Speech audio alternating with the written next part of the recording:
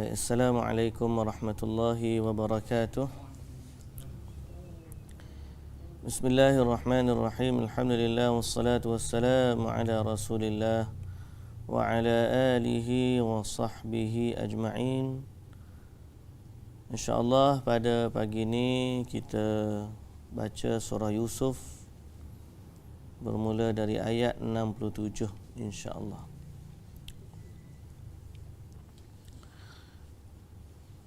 أعوذ بالله من الشيطان الرجيم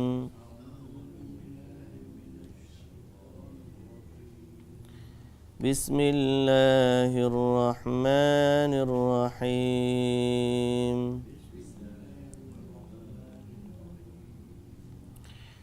وقال يا بني لا تدخلوا من باب واحد وادخلوا من أبواب متفرقة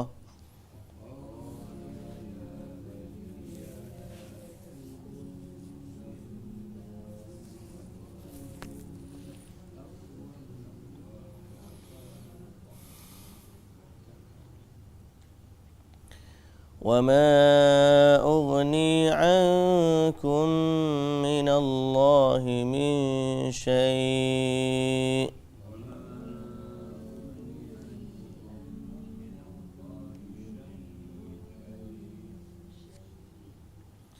إن الحكم إلا لله عليه توكلت وعليه فليتوكل المتوكلون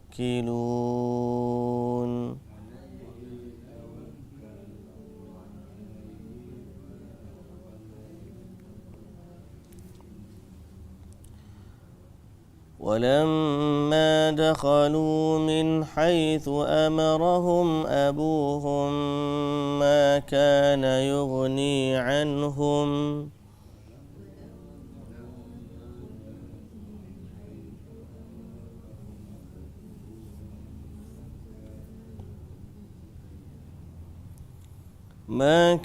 يغني عنهم من الله من شيء إلا حاجة في نفس يعقوب قضاها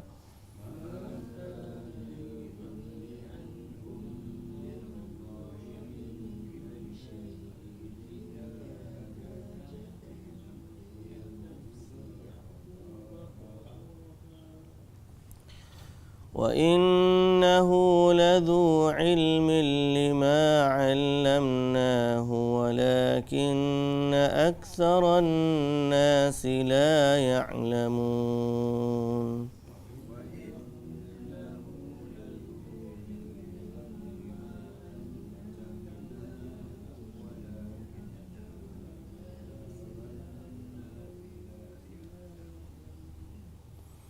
ولما دخلوا على يوسف آوى إليه أخاه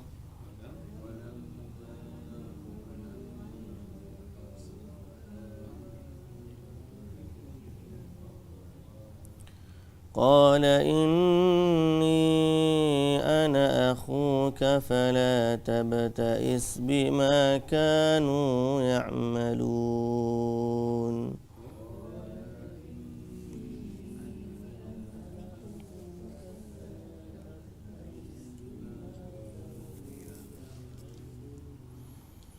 Baik, bismillahirrahmanirrahim. Alhamdulillah wassalatu wassalamu ala asyrafil anbiya wa ala alihi wa sahbihi ajma'in.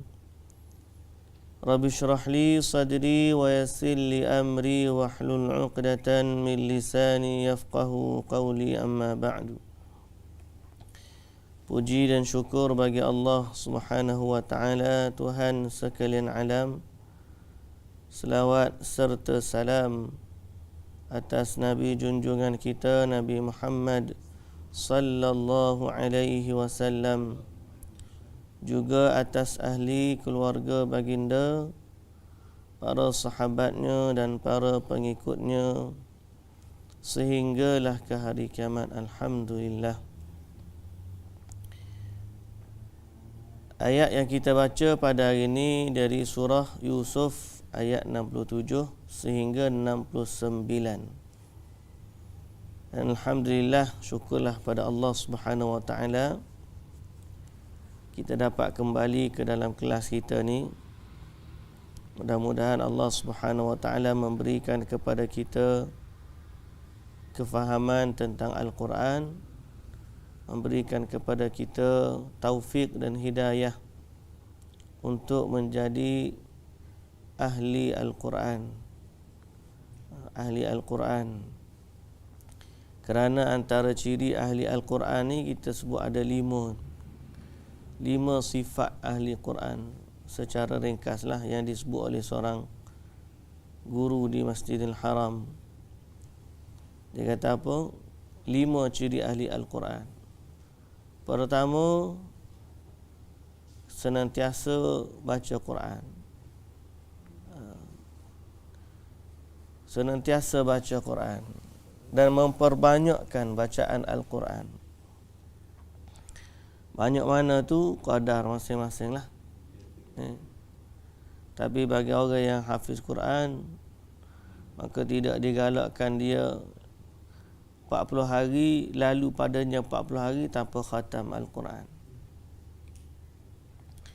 Ada yang khatam sebulan sekali, ada yang khatam seminggu sekali. Itu orang hafiz Quran lah.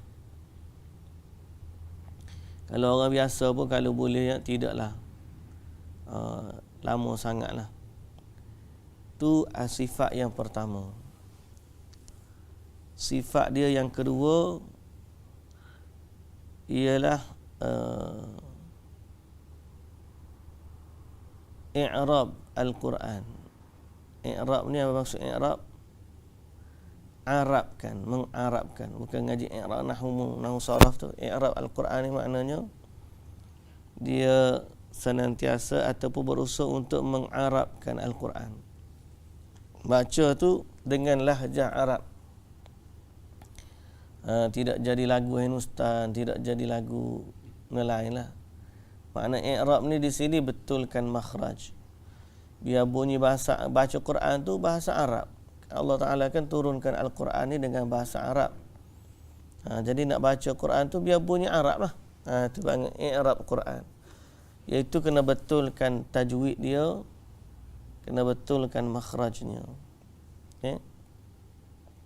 Itu sifat yang kedua. Sifat yang ketiga,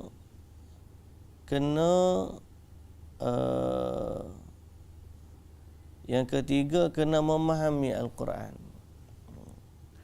Kena faham Al-Quran. Kena faham Al-Quran. Makna kita ni dalam usaha untuk mentadabbur makna Quran. Kena belajar bahasa Arab. Yang keempat, kena beramal dengan Al-Quran. Yang keempat, kena beramal dengan Al-Quran. Yang kelima tu saya lupa, ada satu lagi.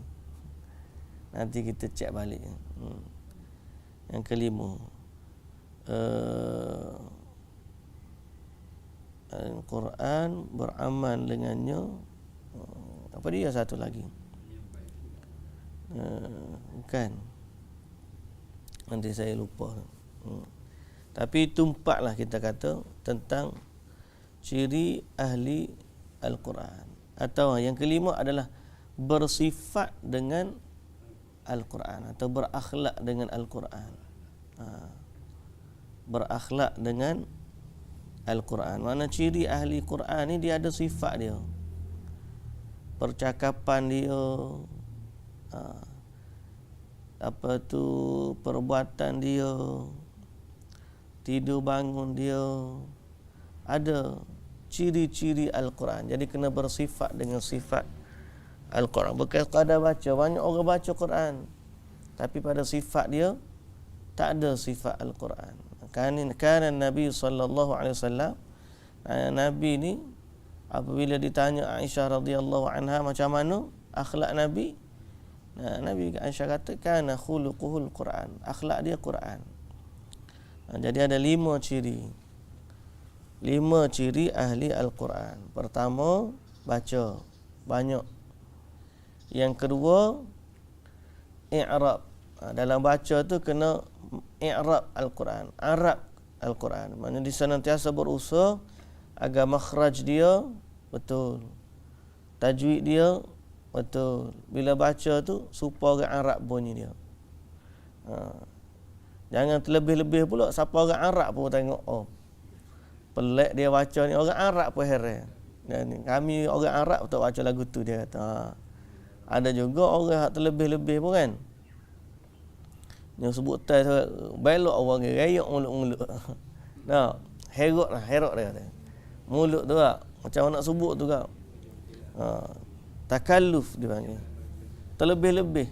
Sampai pergi kat orang Arab tengok, oh kesian ni baca. Nah, kami baca Quran relax je, dia baca ni siapa payah. Yang ketiga kena memahami Al-Quran, baca dan faham. Kita tak nak baca saja tanpa tak faham, kerana Quran adalah risalah dari Allah Subhanahu wa taala. Yang keempat,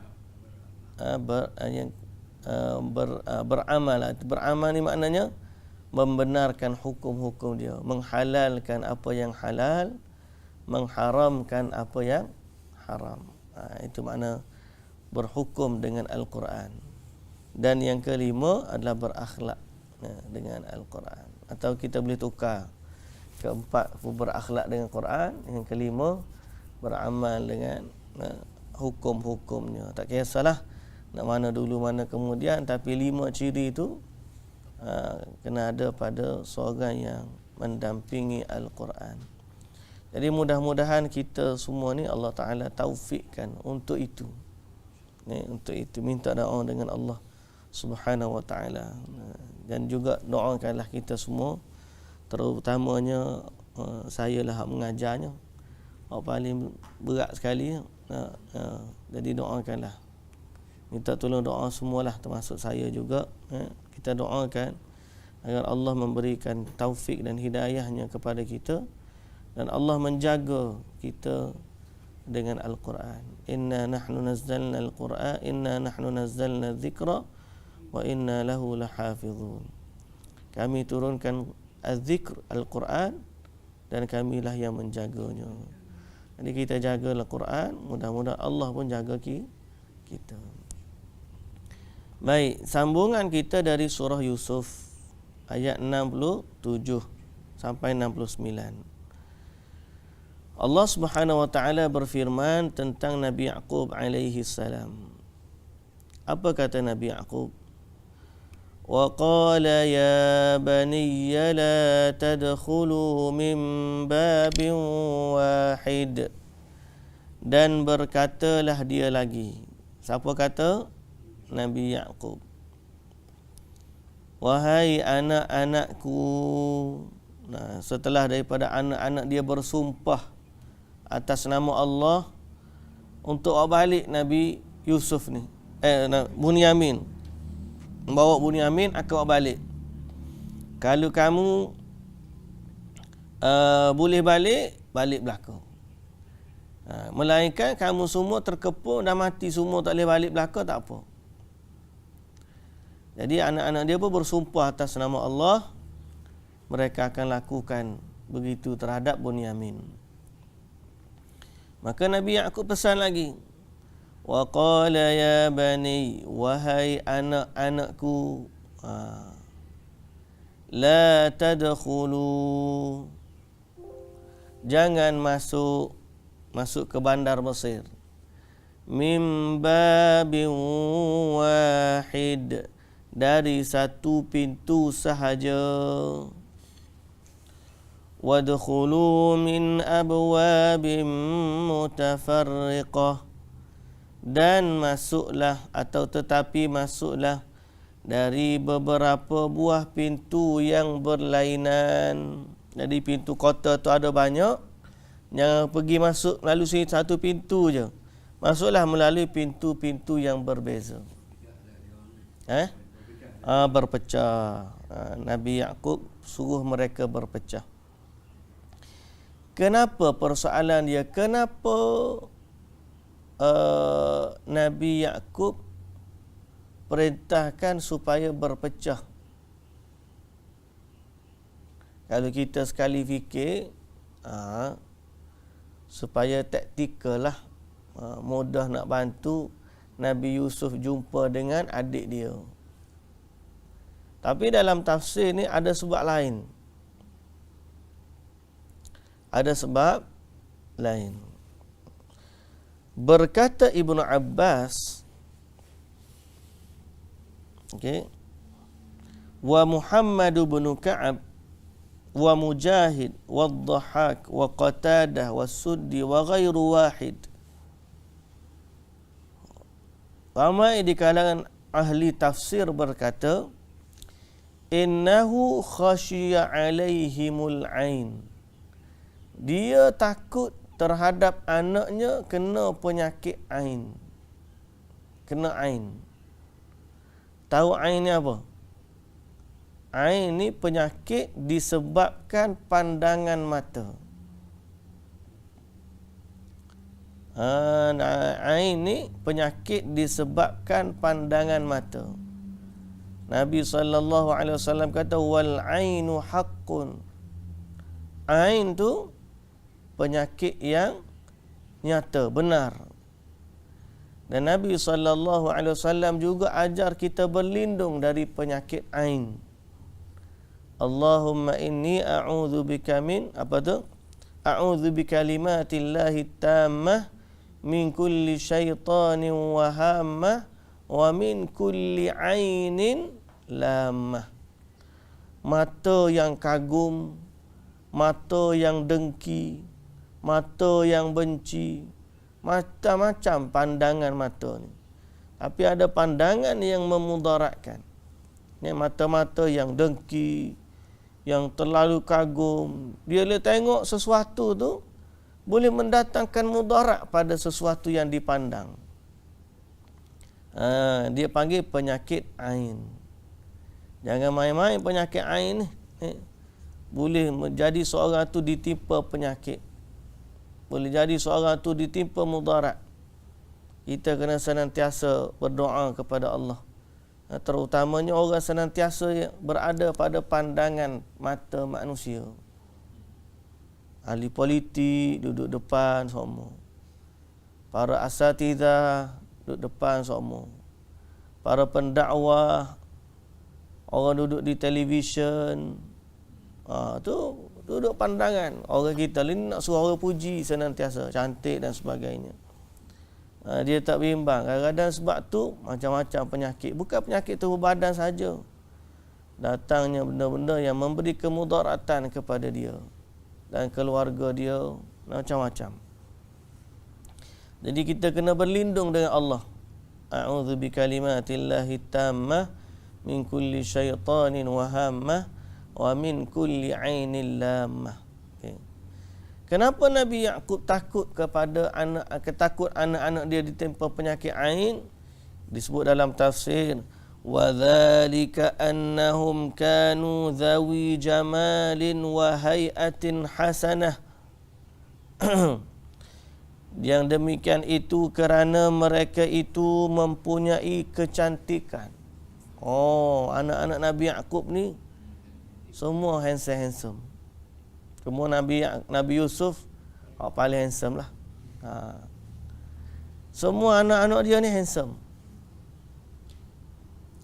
Wahai atin hasanah, bukan setakat handsome, fizikalnya cantik, baik fizikalnya. Nak kata tinggi lampau tak juga nak kata. Nabi SAW pun cantik juga. Jadi mereka ni wahai atin hasanah, mempunyai keadaan tubuh yang baik, yang elok. Wa manzarin wa baha, ada pandangan dan juga bahak ni berseri-seri cahaya. Orang tengok tu kagum. Fa khasya 'alaihim an yusibahumun nasu bi'uyunihim. Lalu Nabi Yaqub takut akan manusia memandang mereka dengan pandangan-pandangan mereka. Fa innal 'aina haqqun, kerana penyakit ain itu benar. Jadi rupanya antara sebab Nabi Yaqub suruh masuk melalui pintu yang berbeza, tak nak bagi kena penyakit ain. Tak nak bagi kena penyakit ain. Kita hari ni zaman kita berbeza. Ambil gambar puh anak-anak orang cantik tak dalam Facebook lah, Instagram lah, TikTok lah. Kita nak suruh orang tengok. Nak suruh orang tengok, nak suruh orang puji, nak suruh orang kagum. Terbalik. Sedangkan yang benar, kita kena berhati-hati dari pandangan manusia. Kena buat muka Ustaz Ijaz balik ni. Takut pandangan manusia. Kalau lagu mana saya? Hikmah, orang muda-muda ni kena bimbang. Orang tua pun kena bimbang juga. Baik, nanti jadi sakit lah kau. Dia kata apa sini? Fa innal 'aina haqqun tastanzilul farisi an farasihi. Sehingga boleh menjatuhkan seseorang dari kudanya. Ain ni, penyakit ain ni, orang tengah tunggang kuda, kalau tiba-tiba kena penyakit ain, pandangan mata tu orang tengok, boleh jatuh dia daripada kuda dia. Kita hak molek-molek ada, boleh jatuh sakit, boleh rebah, boleh lumpuh. Gitu penyakit ain ni. Apa? Niat. Boleh. Dia tengok pandangan dengki, pandangan kagum, cantiknya dia. Ada kawan saya cerita waktu dia dapat anak, orang dia mari tengok kan. Comelnya budak ni, comelnya budak ni. Mama anak dia tu naik penyakit bintik-bintik merah. Naik bintik-bintik merah. Dia berkata, bimbang rasa-rasanya pasal orang duk puji banyak dah ni. Kalau tanya doktor mesti sebab bakteria orang tu mari pegang, orang ni mari pegang. Dia pun kata bagi zikir pagi petang ke isteri dia tu. Lepas tu bagi ayat-ayat ruqyah sikit, baca kepada baby tu. Melindungi dia daripada penyakit ain. Alhamdulillah, lepas pada tu sembuh. Dan pada zaman Rasulullah sallallahu alaihi wasallam ada sahabat yang kena penyakit ain. Sehingga kalau tak silap saya tu, dia ambil air wuduk dan mandi dengannya, barulah sembuh. Ambil wuduk orang yang tengok dia tu, kemudian mandi dengannya, barulah sembuh. Jadi ini penyakit ain, penyakit yang benar. Jangan rasa dia boleh menjatuhkan seseorang daripada kudanya. Tapi kita tak tahu siapa yang ada mata lagu tu. Kadang-kadang dia bukan senantiasa berlaku, bukan kata dia ni ada super power, tengok je orang rebah, tengok je orang rebah. Jenis penapa hijau ni, penapa muta hijau, bukan. Ain ni antara sebab dia kerana bila orang tengok tu lupa kepada Allah, lupa puji Allah. Sebab tu orang Arab kalau ada kita tengok, bila tengok je kata Masya Allah. Ada seorang sahabat Facebook saya tu, dia cerita waktu dia belajar tu, biasa dia belajar ni, kawan-kawan dia orang Arab kaya-kaya. Kita ni nak beli motor pun fikir, pokok dia ni main tukar kereta, duit banyak. Cuma satu yang dia belajar dengan orang-orang Arab ni, dia kata, walaupun mereka kaya, bila kita puji kereta dia, dia kata jangan kata gitu, kata Masya Allah. Tu hebat dia. Dia kata macam, dia kata cantiknya kereta. Dia kata jangan cakap cantik, cakap masya-Allah. Dia dari sudut tu bagus dia walaupun kaya ingat ke Tuhan. Kita ni tak berapa nak kaya mana dah, lupa baru ada kereta orang panggil Myvi baru dah. Alah, lupa dunia dah. Baru ada kereta gapo baru. Dia bapa dia ni kalau ada kereta mahal pun bila puji kereta dia jangan kata gitu, kata masya-Allah. Sebab apa? Sebab dia tahu penyakit ain ni ada. Kita ni tak mikirkan penyakit ain, tak kata masya, comelnya anak dia. Kita pun sengih-sengih, anak kita comel memang bagus tak. Lepas tu ambil gambar bola Facebook, bola TikTok lah, bola Instagram lah, macam-macam. Dia tahu, dia orang yang tahu ni dia kata qul masya-Allah, katalah masya-Allah. Katalah masya-Allah. Masya-Allah. Ain ni penyakit betul. Ain ni penyakit betul. Baik, jadi adik-beradik Nabi Yusuf ni handsome belaka. Jadi Nabi Yaqub bimbang kena penyakit ain. Lalu dia kata wa ma ughni ankum minallahi min syai', dan aku dengan nasihatku ini tidak dapat menyelamatkan kamu dari sesuatu takdir yang telah ditetapkan oleh Allah. Okay. Jadi kata Nabi Yaqub, bukanlah nasihat ini boleh menolak takdir. Tak ada. Ya. Aku tidak dengan nasihat ini dapat menyelamatkan kamu daripada takdir yang telah ditetapkan oleh Allah. Mana kita cubalah.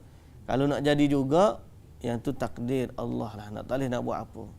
Cuma kita cuba jangan masuk daripada satu pintu. Lalu dia kata apa? Inil hukmu illa lillah. Kuasa menetapkan sesuatu hanya tertentu bagi Allah. Milik Allah sahaja. Alaihi tawakkaltu wa alaihi falyatawakkalil mutawakkilun.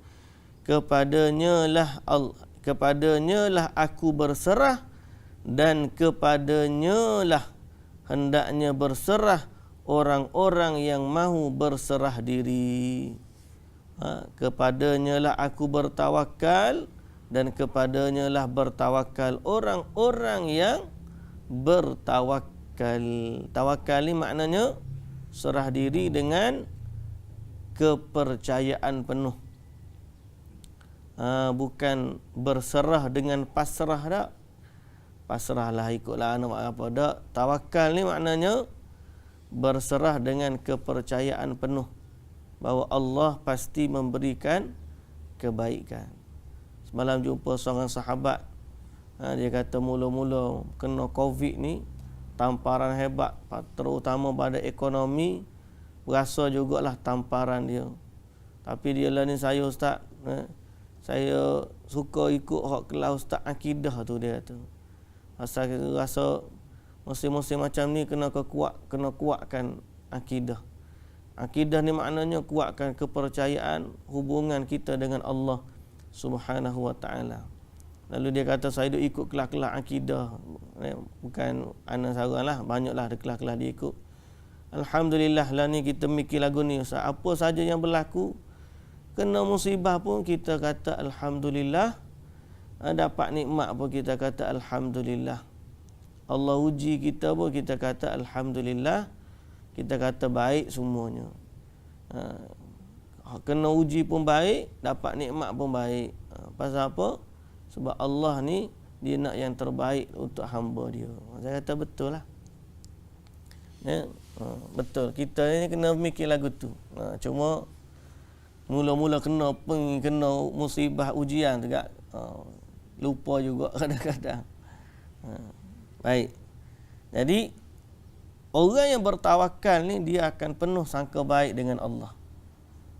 Apa saja yang berlaku, dia akan senantiasa bersangka baik dengan Allah Subhanahu wa taala, kerana dia tahu Allah Tuhan yang Maha Pengasih lagi Maha Penyayang.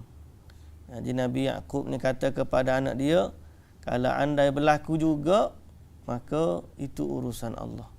Kepadanya lah kita bertawakal, dan kepadanya lah sekalian orang bertawakal itu berserah diri.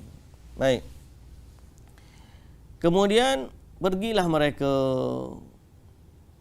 Walamma dakhalu min haitsu amarahum abuhum, dan ketika mereka masuk menurut arah yang diperintahkan oleh bapa mereka. Okay. Ma kana yughni anhum minallahi min syai', tidaklah perintahnya itu dapat menyelamatkan mereka dari apa yang telah ditakdirkan oleh Allah sedikit pun. Illa hajatan fi nafsi Ya'qub qadaha, tetapi yang demikian itu hanyalah melahirkan niat yang terpendam dalam hati Nabi Ya'qub. Jadi apa? Allah Ta'ala ulang sekali lagi, mereka masuk tu kalau tidak ditimpa mudarat bukan kerana Nabi Ya'qub, tetapi kerana Allah. Alhamdulillah mereka masuk selamat. Tapi bukan dengan sebab Nabi Ya'qub, tapi dia ketentuan berlaku dengan takdir Allah. Jadi maknanya apa? Kita ni walau kita berusaha, dengan usaha kita tu berlaku apa yang kita nak, tetap saja dia takdir Allah. Bukan kita kata ni usaha kita lah ni. Sebab tu berlaku lagu ni. Kena istighfar banyak-banyak. Baru ni kadang-kadang kita dalam bab ni kan, bila kita belajar bab syirik kecil, meletakkan sesuatu pada manusia tu boleh jadi syirik kecil.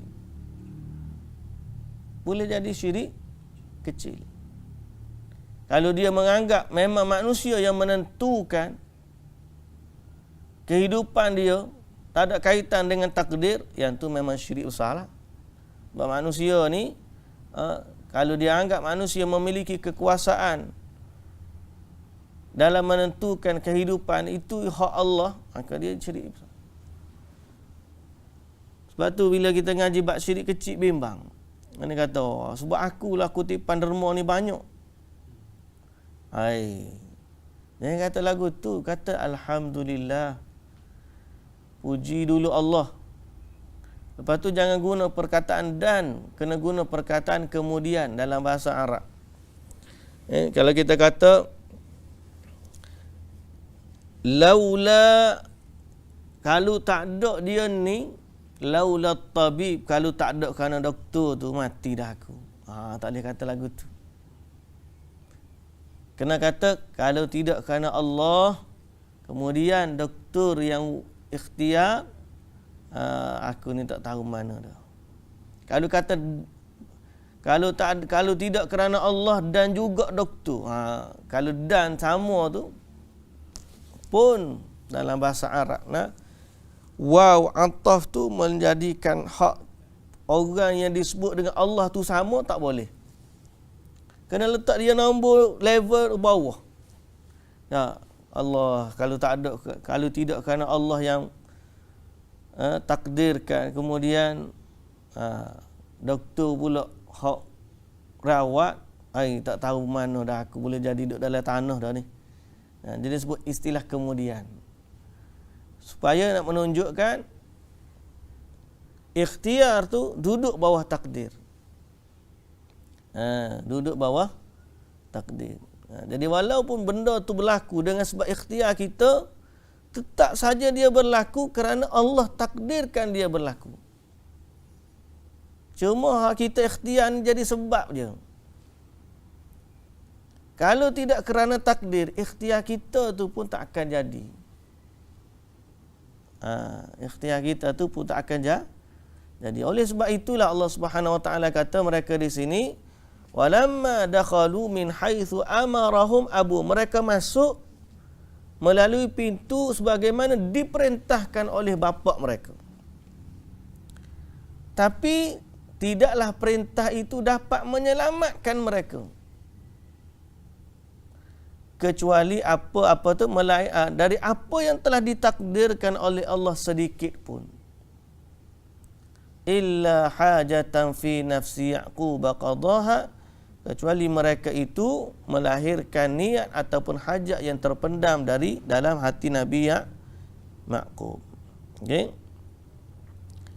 Dalam tafsir sebut inna hadzal ihtiraz la yaruddu qadar Allah wa qada'uhu.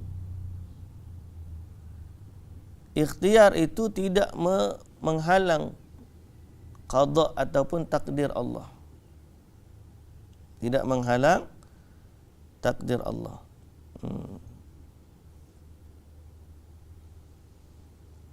Kecuali maknanya ikhtiar mereka itu dengan sebab niat yang ada dalam hati Nabi Ya'qub. Jadi dia ikut perintah ayah dia. Tapi yang sebenar-benar yang menyelamatkan mereka daripada penyakit ain atau musibah itu adalah Allah Subhanahu wa ta'ala. Jadi hati kita tu kena beringat semua dalam bab ni. Kalau keluar di mulut, di syirik kecil ni boleh berlaku tanpa niat. Dia tak mikir, dia tak kata berlaku tu, tapi sebab apa dikatakan syirik kecil? Sebab dia tak berlaku syirik besar lagi lah, tapi dia boleh membawa kepada syirik besar. Syirik kecil ni adalah perbuatan-perbuatan yang boleh menyampaikan kepada syirik besar. Sebab kadang-kadang dia tak iktikad pun lagu tu, cuma perkataan dia je, perbuatan dia je.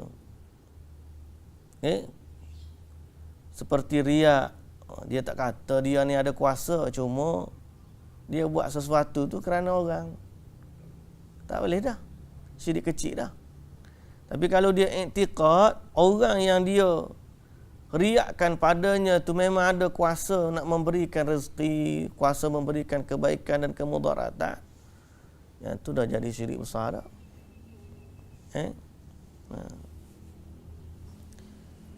Baik. Wa innahu ladzu ilmin lima 'allamnahu walakinna aktsaran nasi la ya'lamun.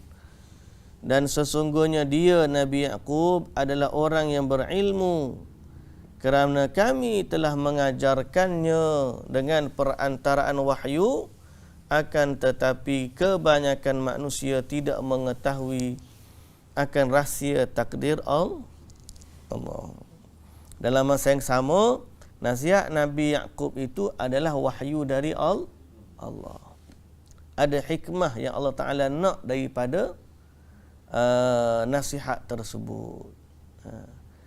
Akhirnya mereka masuk asing-asing, adalah kesempatan Nabi Yusuf untuk jumpa dengan adik dia secara bersendiri.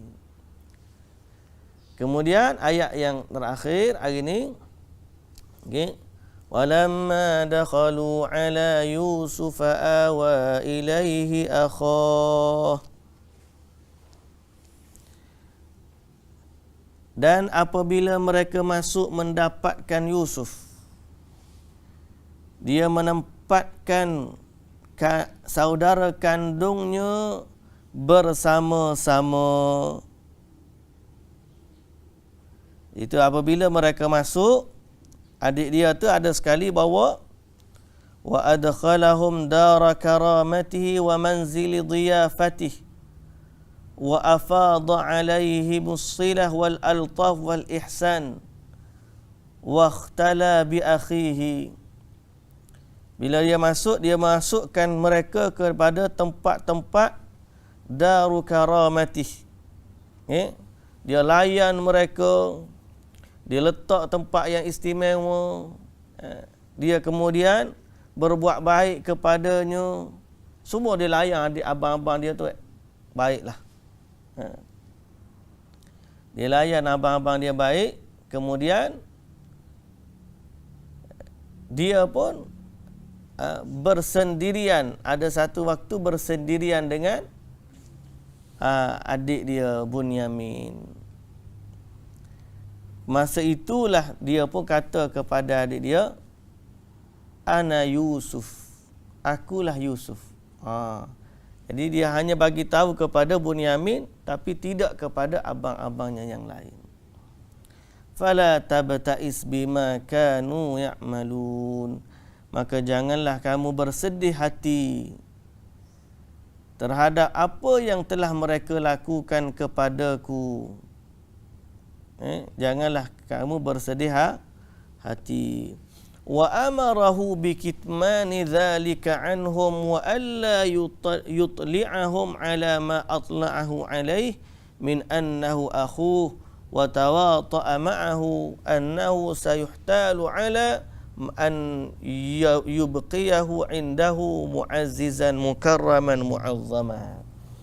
Jadi dia pun bagi tahu, jangan bagi tahu, sembunyikan hal ni daripada abang-abang, dan dia akan buat sesuatu rencana untuk mengekalkan Bunyamin duduk dengan dia di Mesir.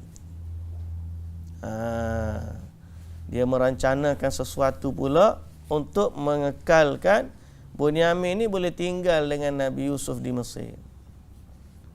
Jadi apa perancangan mereka? Besok hari. Sambungan dia besok hari. InsyaAllah. Wallahu ta'ala alam. Subhanakallahumma wa bihamdika. Asyhadu an la ilaha illa anta astaghfiruka wa atubu ilaik. Assalamualaikum warahmatullahi wabarakatuh.